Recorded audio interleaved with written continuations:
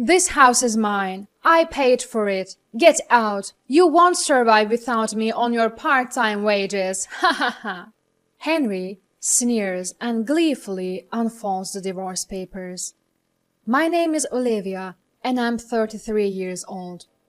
Recently, I started working part-time at a nearby grocery store.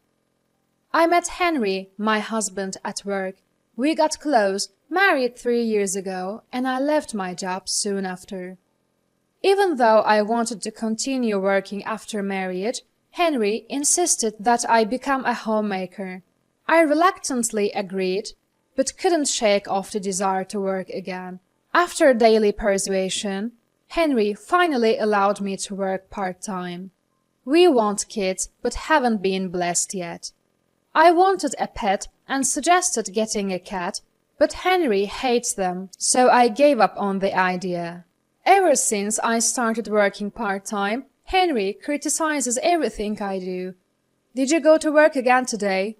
The house is getting messy. Look at those wrinkled clothes. You're not keeping up with the chores. That's not true. I clean before going to work and the laundry is fine. What are you talking about? I've been managing everything perfectly. Henry retorts, the place looks dirty. Are you blind? And why is it always fried chicken? Can't you make something else? I don't make fried chicken that often. I try to vary our meals.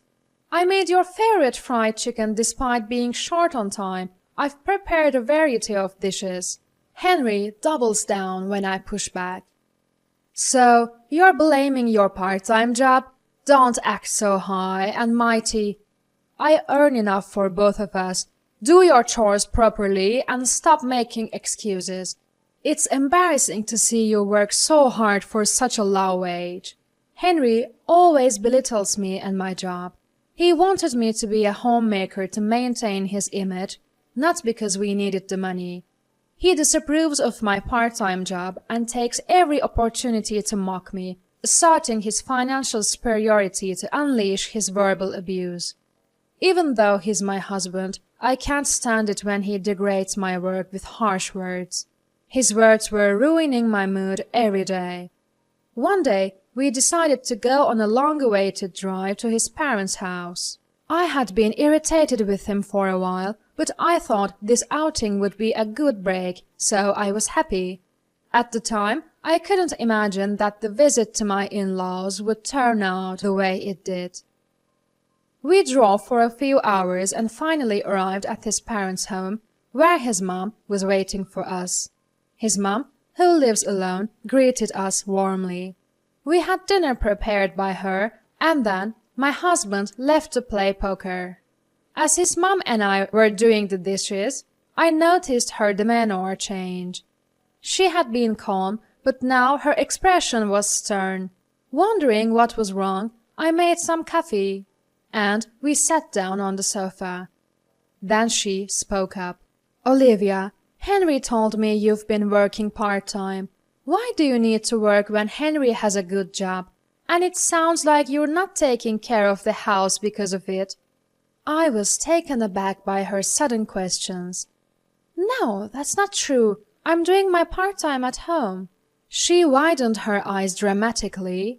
I heard everything from Henry about how poorly you keep the house. Lying won't help. Henry has been suffering alone. He comes home to a dirty house after a hard day's work. You're even failing at cooking decent meals. Quit your part-time job. No one at your workplace would even care if you left. Your job is to be a homemaker. Don't embarrass yourself as Henry's wife. She's an old-fashioned woman who got married right after school and has never worked outside the home. My husband also believes that's what a wife should be like. That's why they both dislike the idea of me working. But her words were too much. I felt devastated by her heartless comment that my job doesn't matter and that no one would miss me if I left. I find my part-time job rewarding and everyone there is nice. They treat me well and rely on me. Tears filled my eyes as I couldn't believe they thought so little of me. What shocked me even more was that my husband was talking badly about me behind my back. I do manage our home. Actually, because of my part-time job, I've been putting in more effort to manage the house well. I know my husband's job is tough, so I've been doing my best to support him. But to think that he and his mom were talking bad about me over the phone, I just couldn't believe it. I was quite depressed for a few days, but then I remembered my dad's face. Ever since Mom passed away, he's been living alone in our family home. I haven't seen him for a while because I've been busy. I felt like hearing his voice, so I called him. Usually, he picks up right away, but that day the phone kept ringing. When I started to worry about why he wasn't picking up the phone, finally Dad answered. "Olivia, long time no see. How have you been?" Hearing Dad's calm voice, I felt relieved and tears started to flow. "What's going on? You didn't pick up for a while. Should I call back later if you are busy?" It seemed like Dad was out of breath. "No, sorry about that. I fell down the stairs recently and hurt my back. I can only move slowly right now, but it's nothing to worry about. I'll be fine soon. More importantly, is everything okay with you?" I was genuinely shocked. I couldn't believe that my athletic dad had fallen down the stairs and hurt his back. "No, I'm fine. Just please take it easy and get better soon. I'll come visit you before long." Though Dad kept saying he was fine, I started to worry. He's getting up there in age, and injuries could take a long time to heal. I had always taken his vitality for granted, but now I was anxious. Climbing stairs every day means there's always a chance he might trip and fall. On top of that, the stairs at my childhood home are pretty steep. The house is old, too, which means there are high steps leading into the entrance and bathroom. I became increasingly worried about Dad navigating the house while nursing his back. What if he seriously injured himself? I couldn't stand the thought. I had always wished to live closer, and now it seemed there was no time to hesitate. I made a significant decision to build a safer, more comfortable house for Dad near me. I had a hidden source of income that even my husband didn't know about. I had inherited an apartment business from my grandpa. Though technically it should belong to Dad, he had put it in my name for just-in-case scenarios. Dad always told me it's best not to talk about this, so even my husband doesn't know. I had saved all the rental income up until now. With that money, I could build Dad a new home. I've always been a worry for my dad, never really been able to give back to him. Now, I finally have a chance to give him the best gift of his life. The thought made my heart soar. However, building a new house would cost a significant amount, so I first needed my husband's understanding. I was on pins and needles, expecting another complaint and a big no. But instead, the response was, "You know, you might be right. Considering our age, maybe a new home is a better idea." Far from opposing, he graciously agreed. "Just don't come crying to me if you can't actually pull it off," he said, undermining me once again. Though it made me mad, I didn't want another fight, so I let it go. Now the path was clear. I immediately started to search for reputable contractors and pushed ahead with the plans, though my husband didn't seem pleased. He didn't complain, but I could tell he wasn't fond of the idea. Then, one day, I was shocked when I went to the bank to withdraw money for groceries. $3,000 was missing from our account. I was shocked to see $3,000 missing from our joint account. I didn't remember spending that much money. There was only one person who could have done this. It was hard to believe my husband would take money without asking, but the reality was that the money was gone. That night, I confronted him. "Hey, I went to the bank today and $3,000 was withdrawn from our living expenses account. Do you know anything about this? My husband smugly replied, I gave it to my mom. You were talking about building a house, right? You must be stashing money somewhere. What's the big deal with $3,000? I couldn't believe my ears. Why did you have to give her the money? It's not like my mother-in-law is broke. And that money is for our living expenses. You can't just give it away without asking me. That's totally unfair. My husband snapped back. What do you know about my mom? She said she's struggling. What's wrong with a son helping his mother? Besides, I earned that money. What I do with it is none of your business. If you're upset, go earn your own money part-time. See, you've got nothing to say. Don't ever complain about what I do again. He shouted and stormed out of the room. I had always believed that even if my husband had a bad temper, he wouldn't betray me. It would have been better if he had just discussed giving money to his mother with me. Perhaps there was another way, and this fight could have been avoided. Was it that he thought I would object, or did he not trust me? I felt like our marriage was getting worse, not better. The next day, my husband acted like nothing had happened and went to work. I didn't want to argue anymore, but the bad feeling lingered. Finally, our new home was completed. Thanks to a helpful construction company, we managed to build a beautiful home. I had arranged for a moving company to help my dad with the packing. Everything seemed to be going well. With just 2 weeks left until the moving day, I was brimming with joy at the thought of honoring my parents in the home I built. The plan for the big day was to go to the new house with my husband to help my dad unpack. But when we sat down to discuss the day's schedule, my husband dropped an unbelievable bombshell. Hold on, that house isn't for your dad. I'm giving it to my mom. I have the right to decide who lives there. I was stunned. That house is for my dad. I built it.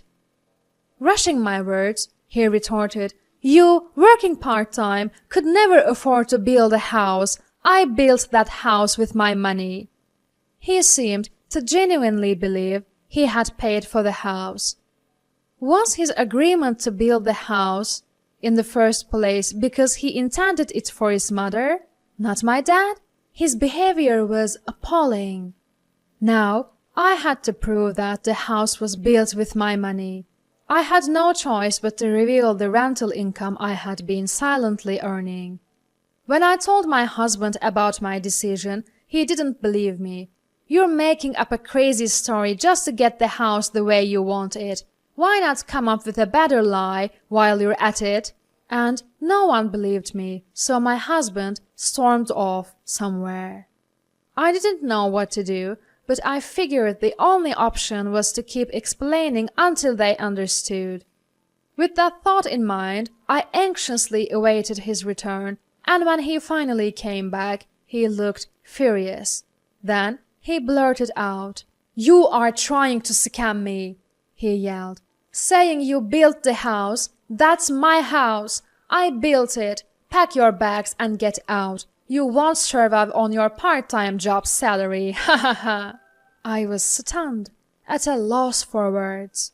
It was too much, too fast. I had built that house, and being told to leave was shocking. "Sign this and be gone by tonight," my husband said, throwing the divorce papers on the table and walking away.